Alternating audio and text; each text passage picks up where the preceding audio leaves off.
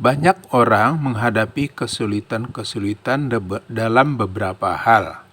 Misalnya dalam hal pekerjaan, dalam hal percintaan, maupun dalam penghasilan, yang lama-kelamaan dirasakan sebagai menjalani kehidupan yang susah. Namun, jika dibandingkan dengan perjuangan Nabi Ayub dalam mengatasi kesulitan-kesulitannya dan tetap bersabar dan istiqomah, sejatinya kita harus malu dan tidak lagi berkeluh kesah. Seperti apakah kisah Nabi Ayub tersebut? Berikut adalah suara kajian Ustadz Das'ad Latif. Linknya ada di deskripsi. Terima kasih. Bersabarlah. Lalu bagaimana orang bersabar itu? Dijelaskan dalam Al-Quran, orang bersabar itu alladzi iza asabatu musibah qalu inna lillahi wa inna ilaihi raji'un. Contohlah Ayub alaihi salam.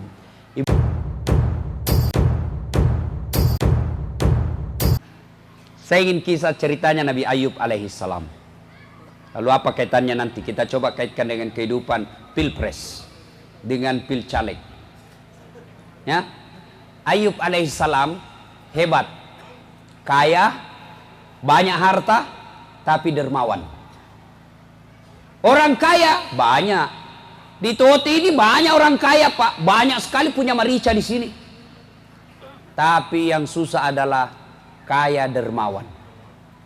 Yang banyak kita lihat kaya seke, kikirigalla paku jambatan. Itu yang banyak. Tidak mau bersedekah. Tapi hebatnya Ayub alaihissalam, banyak hartanya, lebih banyak lagi disedekahkan. Akhirnya seluruh malaikat memujinya, termasuk manusia pada saat itu memuji. Luar biasa kedermawananmu kau Ayub. Iblis bilang begini, Tuhan, tidak kuakui itu Ayub. Dia begitu karena dia kaya. Dia rajin beribadah karena dia kaya. Coba kalau dia miskin, berhenti dia sholat. Nah bilang Tuhan, Iblis, saya lebih tahu dari kau, jangan kau banyak bicaramu. Cuma dalam kitab tidak tahu begitu bicaranya. Ini gayanya Ustadz Das'ad supaya tidak mengantuk ki. Nah bilang Tuhan, saya lebih tahu dari kau, jangan aku banyak bicara lah. Nah bilang Iblis, tidak. Dia begitu karena dia kaya. Coba saya kesempatan, kasih saya waktu menggoda dia, saya habiskan itu hartanya. Nah bilang Tuhan, silakan. Hancur dia punya peternakan. Tadinya kaya, jatuh bangkrut. Datang Iblis. Ayub, sudah mau itu sembah Tuhanmu. Apalagi Tuhanmu kau sembah? Bayangkan ambil hartamu. Kaya kau tadi habisi semua hartamu. Untuk apa lagi kau sembah? Apa kata Ayub alaihissalam? Inna lillahi wa inna ilaihi raji'un. Segalanya datang dari Allah. Segalanya kembali kepada Allah. Allah yang kasih saya harta. Allah yang inginkan, ya diambil lagi. Memang bukan saya punya. Ini titipan. Syukur alhamdulillah saya sempat kaya. Banyaknya orang dari lahir sampai mati miskin. Saya alhamdulillah sempat kaya. Luar biasa. Kalau begini pakai perasaan kepala dinas camat, aman, tidak ada stres ketika non job. Ya alhamdulillah. Sudah tomat dulu waktu Pak Hatta. Cuma karena pilkada salah picak kak, ya dikasih pinggir kak. Alhamdulillah, sana ada sempat tomat dapat mobil dinas. Alhamdulillah, banyak itu pegawai tidak dapat. Tenang perasaan. Jangan lagi bilang, ndak sportif, apa saya sudah mina kena kuabala. Sudahlah, kalau ini kita pakai tenang perasaan. Inna lillahi wa inna ilaihi raji'un. Oh, Nabi Ayub tetap giat beribadah. Akhirnya Allah sindir itu Iblis. Apa? Masih mau kok? Coba kau tahu. Habis hartanya. Masih soleh dia. Nah bilang Iblis tidak. Dia begitu karena dia punya anak. Coba kalau tidak ada anaknya. Tidak begitu itu. Nabi bilang, Tuhan, saya lebih tahu dari kamu. Nabi bilang, tidak, kasih saya waktu untuk menggoda dia. Akhirnya apa? Meninggal anaknya. Meninggal anaknya, datang lagi iblis. Ayub, apa lagi itu kau sembah Tuhanmu? Hartamu habis nak ambil. Sekarang anakmu lagi ambil. Apa Nabi bilang Ayub alaihissalam? Inna lillahi wa inna ilaihi rajiun. Iya anaknya. Taro-taro na puangnya. Melok ni nala puangnya. Tanya memang ya punna. Ini anak titipan Allah. Allah menginginkan. Memang bukan saya punya. Silahkan. Alhamdulillah saya syukur sempat merasakan punya anak. Berapa banyak orang puluhan tahun sudah menikah tidak punya anak. Langsung Nabi bilang mahasiswaku, iya Ustaz, sama. Saya mau 27 umurku tidak punya kak juga anak. Aku bilang bagaimana aku mau punya anak? Nanda ada istrimu sota. Tapi ada lebih jago pak. Tidak ada suamina ada anak. Lebih hancur lagi nih dongo. Ini Mim, pergaulan bebas. Hati-hati ibu. Hati-hati bu ya. Bu, Pak, buat kita semua. Kira-kira bulan lalu Pak, sebelum saya ke Turki, ada anak-anak curhat usia 15 tahun. 15 tahun, SMP. Curhat apa? Hamil pacarnya. Dan pacarnya juga usia 15 tahun. Saya tanya itu anak, bisamu itu umur begitu kok bisa? Saya tanya, penasaran kak ingin tahu. Berapa itu perempuan pernah kau kasih begitu? Karena tidak mungkin satu. Nabi bilang 5 mi Ustaz. Yang membuat saya merinding dan ketakutan, apa dia bilang? Waktu saya tanya, di mana kau lakukan? Dan tidak bisa kau masuk hotel. Apa dia bilang? Di rumahnya itu perempuan. Bagaimana caranya? Dia bilang orang tuanya kan pegawai. Saya sudah tahu jam pulangnya. Hati-hati ibu. Suami istri bekerja, anak tak sudah gadis, dan malam pi baru ada ki di rumah, hati-hati ki. Jangan sampai terlalu sibuk ki cari harta, jabatan, pangkat, anak tak berzina di rumah tak. Begitu kita mati ini nanti yang kasih perkara ki pak. Karena tidak ada nanti pertanyaan terpilih jako DPR. Ketika kita dikubur tidak ada pertanyaan itu. Berapa periode kau di DPR?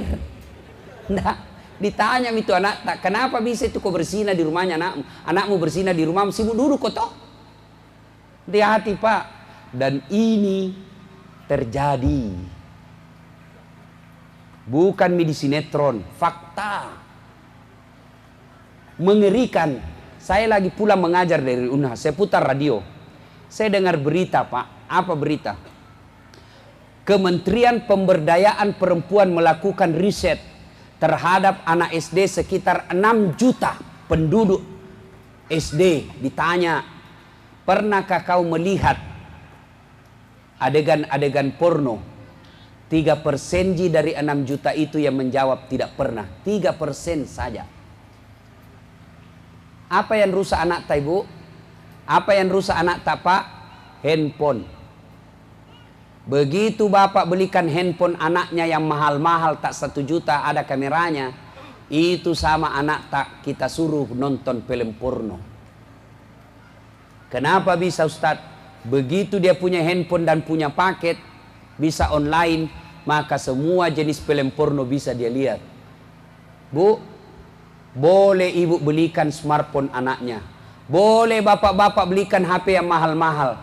Tapi ibunya harus periksa setiap saat apa SMS-nya, apa WhatsApp-nya, apa fotonya, apa videonya yang ada di situ. Jangan sampai kita belikan handphone tidak pernah kita periksa HP-nya anak tak. Masolang itu anak tak pak. Apa yang rusak? Bu, barangkali ibu tidak tahu karena kita kasihan sibuk makin cari nafkah. Apa yang rusak anak tak sekarang? Ada yang namanya video call. Apa itu video call? Video sambil dia lihat videonya, menelpon sambil dia lihat gambarnya. Kalau nelpon manual yang dengar saja, itu tradisional. Sekarang anak-anak menelpon pakai video. Nah lihat itu anak tayang cewek, karena di dalam kamar supaya tidak kedengaran pakai headset. Baku bicara mi. Nah bilang mi cowoknya, jangan kau ngomong nas supaya tidak dengar mamamu.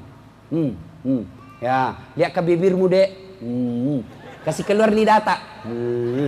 Kasih turun di leher. Ini, nah bilang mi cowok, dek putihnya penasaranku. Lihat ki dek, iya dong kan saya anak mami kak. Kasih lihat turun-turun lagi sedikit. Cek depi. Masolang anak tak nampak guru salah. Hati-hati ki bu, kasihan kak lihat anak-anak sekarang bu. Kasihan. Jangan sampai kita kaya, bagus, rumah tak mewah, tapi anak tadi tiduri orang di rumah tak sendiri. Hati-hati ya. Hati-hati. Ngeri sekarang pergaulannya itu anak-anak pak.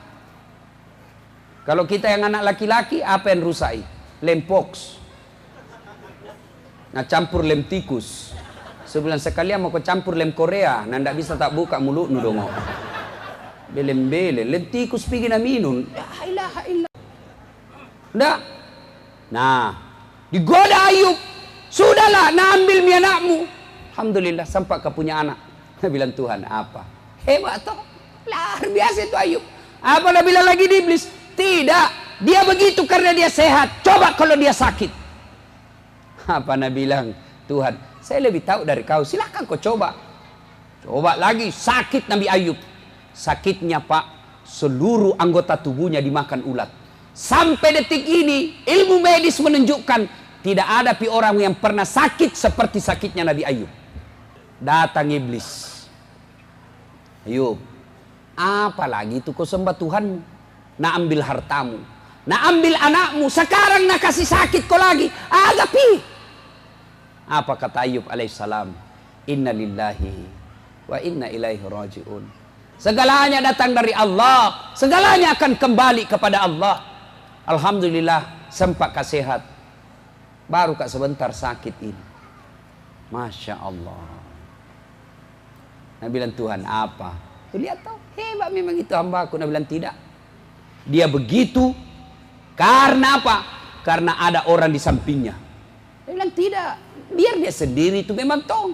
Datang lagi iblis, nah hasut lagi itu satu kampung. Usir itu Ayub. Kalau dia ada di kampungmu, nah lele mana kola sana, usir dia. Datanglah kepala desa. Ayub, maafkan kami takut dengan penyakitmu. Minta maaf, tinggalkan kampung ini. Akhirnya Ayub alaihissalam diusir dari kampungnya. Tapi Ayub alaihissalam tetap bersabar dan memuji Allah. Nah bilang Tuhan apa? Hebat toh. Sendiri itu masih jago. Nah bila lagi iblis tidak. Dia bisa begitu. Kenapa? Karena ada istrinya yang rawat. Coba kalau tidak ada istrinya. Nah bilang pima potensi. Dihasutlah ini istrinya. Akhirnya apa? Terhasut istrinya dan berkata kepada suaminya, Bang, sayangku. Itu istri Nabi itu selalu panggil. Dia bilang, Bang, Anda kan Nabi. Tolong berdoa kepada Allah. Mila doaki kau puangi supaya sauki sembuh penyakit kita. Apa kata Ayub alaihissalam? Sayangku. Oh itu Ayub dan umumnya para nabi romantis sama istrinya pak. Ini bapak-bapak, kalau ngomong kisah misteri tak kita panggil sayang ji. Nah, nabilah magilek-gelek ustaz. Padahal waktu na dulu diodo-odo sangin sayang. Hati-hati ki sayang. Batu sayangku, batu sayangku. Itu waktu na masih pengantin baru. Sekali na 3 mi anak na bonyok-bonyok mi. Tak tumpuk kaki nestrita apa kita bilang di mana simpang matanu dongo.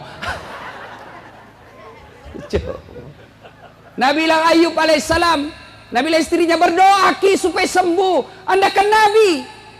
Dengar jawabannya Nabi Ayub pak. Saya malu berdoa kepada Allah. 81 tahun saya sehat. Baru ke 16 tahun sakit. Masa saya mau berdoa? Malu saya. 81 tahun saya sehat.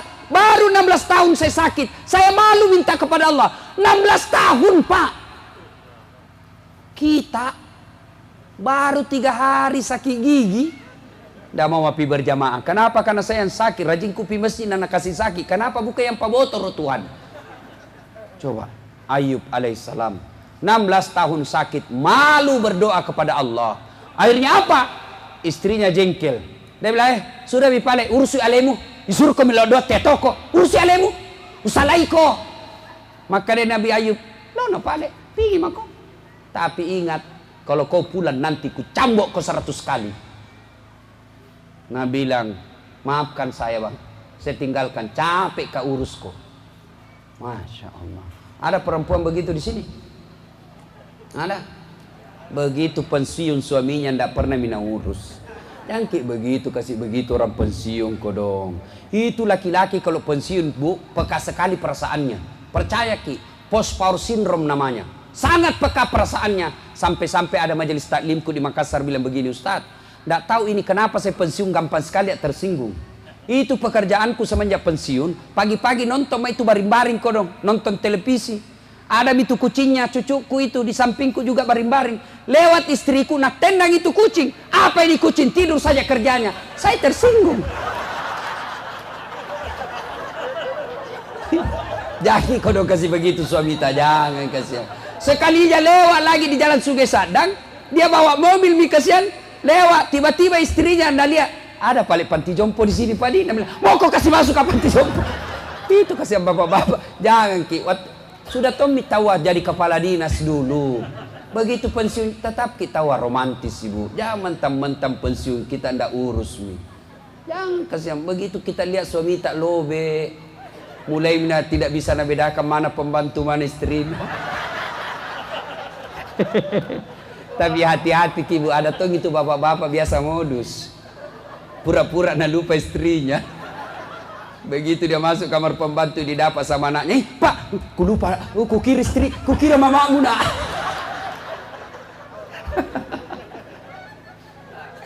Akhirnya pergi pergi istrinya.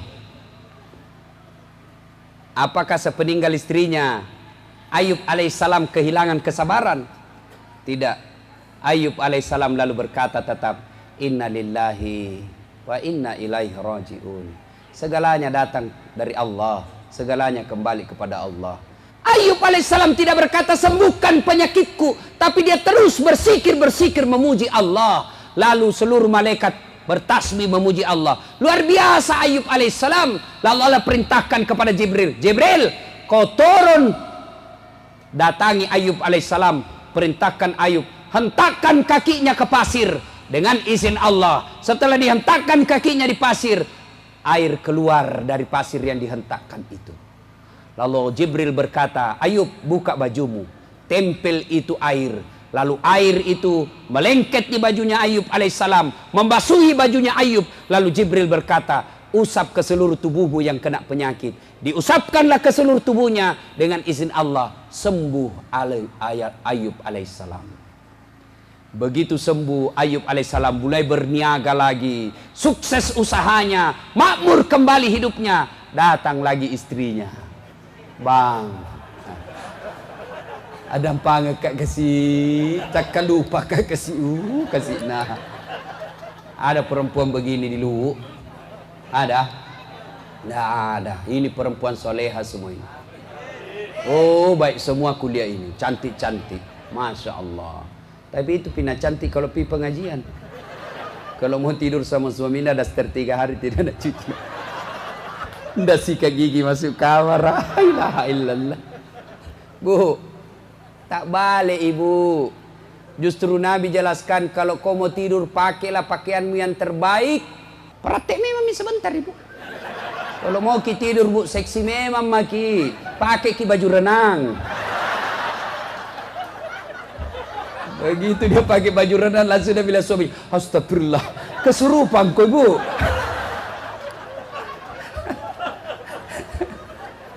Tapi serius ini bu ya. Dan ibu majelis taklim. Oh alhamdulillah, itu majelis taklim cantiknya kalau pergi pengajian. Bahkan salawatnya baik. Saya bayangkan ini bu penghuni surga. Andai pulang suaminya, dia dandan cantik-cantik, suaminya ada di sampingnya, lalu dia bersalawat di depan suaminya, berdandan untuk menyenangkan hati suaminya, lalu dia bersalawat menghibur suaminya. Insya Allah ibu penghuni surga. Tidak, pulang suami cari nafkah, di kantor dimarahi sama Pak Wakil, di jalan kempes bam mobil, Kehujanan, sampai di rumah istri daster tinggi sebelah, kelihatan tali BH, penuh dapica. Nabi bilang suami, astagfirullah, sialku kau don cari nafkah kalau begini. Oh male.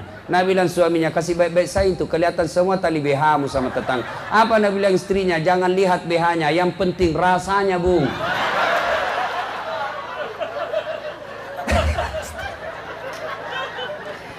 Bagaimana kita tidak menderita fisik Pak, cepat tua? Bagaimana kita tidak cepat pikun istri pakai jili-jili di rumah Pak? Kita nonton sinetron yang kita lihat Agnes Monica, dilihat cantik-cantik, balik kile istri tak, berat badannya 120, rambutnya acak-acakan, duduk di kursi na angka kakinya, na angka kalepaknya begini, malotong, baru menguap. Oh, bagaimana tidak kesurupan suami kita? Ibu, jangan kita tahu bu, nak kena semua kita. Makanya ibu, servisai korang itu suami kita. Ya, baru sudah jelek, nalarang lagi suaminya kawin lagi. Memang caranya kau mau diharap. Mesin tua, perawatan tinggi, pemakaian kurang.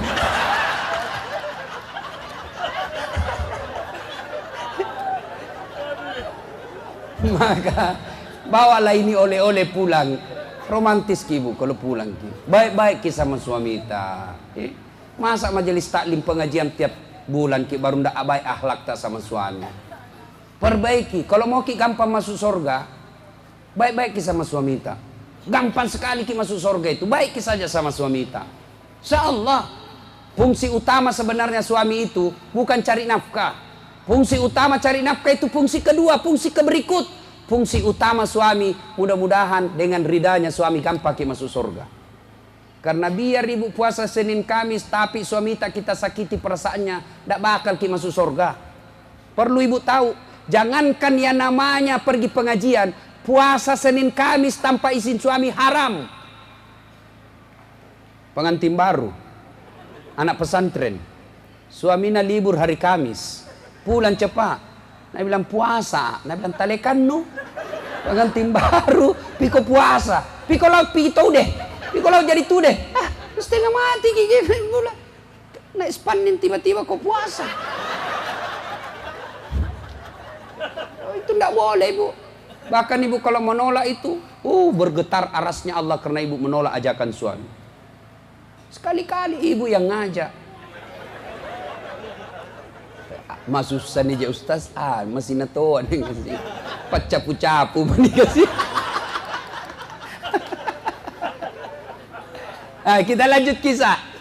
Datanglah istrinya Ayub alaihissalam, datang lagi. Apa kata Ayub? Ya, saya maafkan sukanya. Saya memang ku sayang kau, tapi pernah kau melanggar toh. Kau ingat janjiku dulu atau kau tinggalkan kak? Ingat apa? Ku cambuk kau 100 kali. Itu harus saya laksanakan. Akhirnya apa? Ayub alaihissalam mengambil lidi. Tahu lidi? Lidi? Dia ambillah 100 lidi, lalu diikat jadi satu. Lalu dia pukul istrinya. Di mana dia pukul? Nah bilang Ayub, saya harus pukul kau dek 100 kali. Deh, bisanya itu. Jama kau banyak bicara. Bagaimana caranya? Angkat telapak kakinya. Dia angkatlah telapak kakinya istrinya Ayub alaihissalam.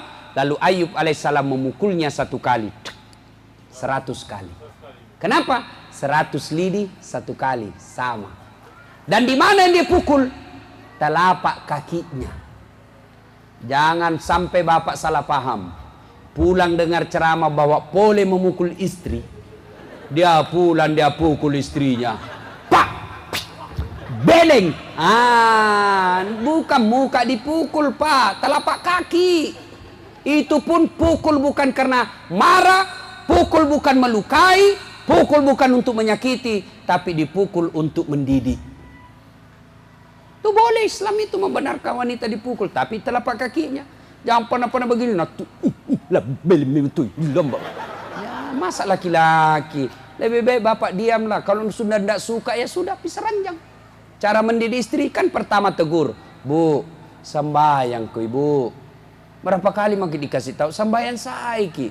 Malu-malu gitu sama Nakta. Bagaimana Nakta mau sholat kalau mamanya ndak sholat? Sudah, halus dulu.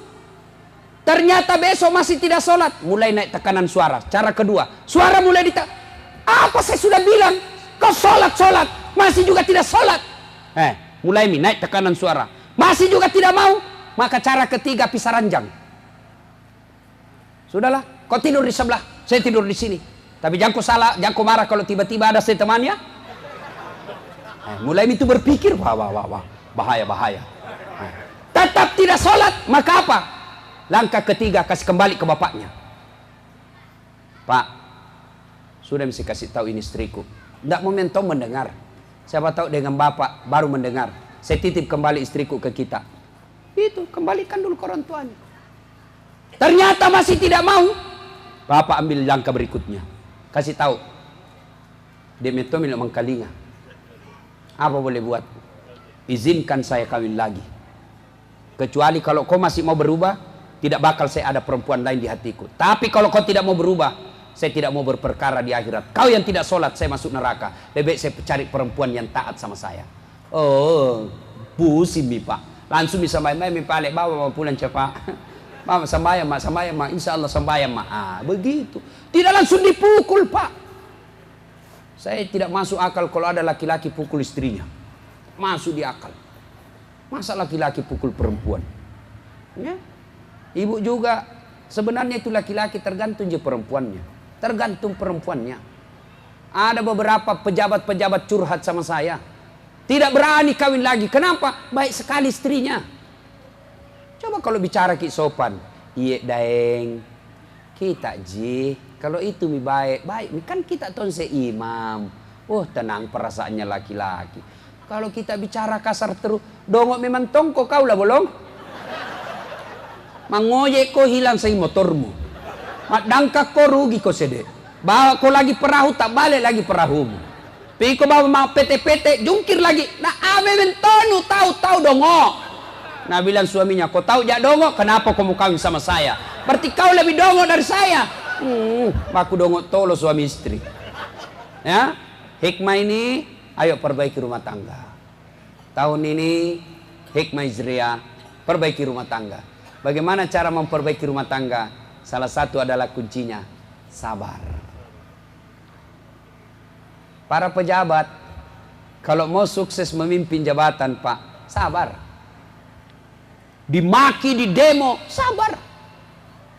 Dihina, sabar. Memang begitu. Jangan jadi pejabat kalau mau tidak mau dikritik. Jangan. Kalau tidak mau dikritik, jangan jadi pejabat publik. Lebih kita tinggal di rumah tak. Mau jadi pejabat di rumah tak bikin maki. Bu, kau kepala dinas rumah tangga. Kau nak, kau paling tua, kau kepala dinas pendapatan daerah. Saya bupati. Tapi di rumah tak maki, kita tahu mau baku sanjung-sanjung. Salah orang kalau nak kritik, ada urusan apa orang mau kritik na rumah tangga tak? Jadilah pemimpin rumah tangga, tidak nak kritik maki orang. Tapi ketahuilah, meskipun kita pemimpin rumah tangga masih bisa kita kritik orang. Meskipun dalam rumah, kapan? Ketika kita pukul istri tak, maka masuk polisi memeriksa kita. Itu. Jadi bapak, saudara-saudara, bersabarlah. Lalu bagaimana orang bersabar itu? Dijelaskan dalam Al-Quran, orang bersabar itu alladzi iza asabatu musibah qalu inna lillahi wa inna ilaihi rajiun. Contohlah Ayub alaihi salam. Ibu-ibu dalam rumah tangga resep sabar tidak ada mikala. Saya bilang saya sama mamaku, mak, melok ki runtuk pakai dek nagaga kalai. Aga nana sabara. Dek nagaga kalai rusak barai. Tapi mapedi nyawa tak nak. Karena sabar susah, sabar berat. Kenapa bisa berat itu sabar? Karena hadiahnya memang apa? Innallaha ma'as sabirin. Allah bersama orang-orang yang sabar. Bersama dengan Allah. Orang sabar, hadiahnya bersama dengan Allah. Kenapa? Karena sabar itu berat. Kalau sabar tidak berat, hadiahnya bukan bersama Allah. Cukup kipas angin atau setrika. Coba kalau bersama Allah, Pak. Luar biasa kalau kita sudah bersama Allah. Bersama sambu bupati saja senang maki. Coba kalau bapak bersama bupati. Satu mobil sama bupati. Saya pernah satu mobil sama gubernur. Waktu itu masih Amin Sam gubernur. Satu mobil saya, Pak. Duduk di sampingnya. Begitu kumpul jamaah, ku buka kaca mobilku. Dalam hatiku, lihat kok. Gubernur. Itu baru manusia, kita sudah bangga. Gimana kalau kita bersama dengan Allah? Pasti kemuliaannya lebih tinggi. Dan itu resepnya sangat gampang. Bersabar. Sudah makin habis uang. Sosialisasi 4 bulan. Dijual sawah. Pasang baleho. Sosialisasi kehujanan. Ternyata tidak terpilih. Sabar, Ki. Nggak ada yang kalah itu. Sabar, Ki. Saya dulu, Pak, daftar tonggak tentara. Waktu tamat SMP, SMA. Daftar ke tentara, mau tonggak jadi akabri penerbang. Karena kuliah ada itu sekampungku akabri, kalau pulang Pak banyak tempel-tempel di dadanya. Mau tonggak, dia kalau jalan begini tuh. Pergilah saya daftar dengan harapan menjadi apa? Akabri penerbang. Begitu tes fisik tidak lulus. Kenapa? Ceper. Dan cukup tinggiku. Waktu itu kurang 1 senti. Ada temanku lulus, Pak. Teman sekelasku. Padahal tidak pernah tinggi nilainya. Tidak, selalu ku kalah nilainya, Pak. Dia lulus akabri kepolisian. Sekarang dia reserse di Sulawesi Barat. Satu bunga-bunga.